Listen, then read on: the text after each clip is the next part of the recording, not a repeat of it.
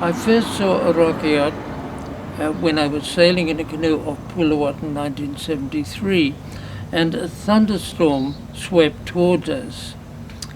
The navigator took this rokeyok out of his thu, took the stopper out and put on his face and his body lines of red clay, as far as I knew, and made certain incantations.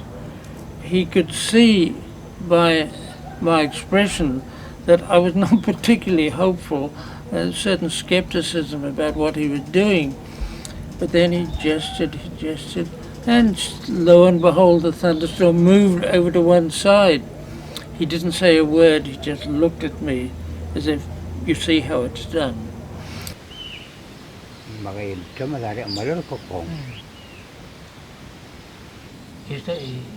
He's pointing out that the container being of a barnacle is that in the old days we don't have such things as bottles or anything like that. Did they ever use the red clay and the rokeyok if there's, say, a thunderstorm coming, to make it move to one side?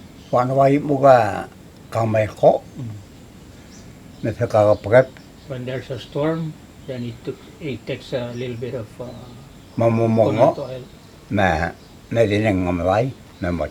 consecrated it and spread a little bit on the water, and calmness spreads over the water. There's storm approaching, real big storm.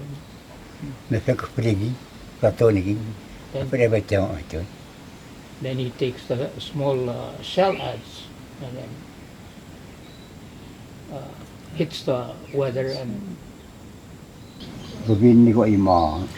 before he gets tied to the layo, the magician has to consecrate all that before he gets tied to the layo to give it power.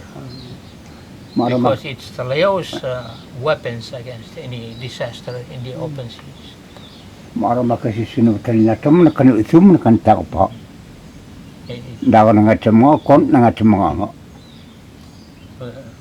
Once it's consecrated and attached to the layo, it becomes the layo's sharpened weapons that he can use to dispel any disaster. Yeah.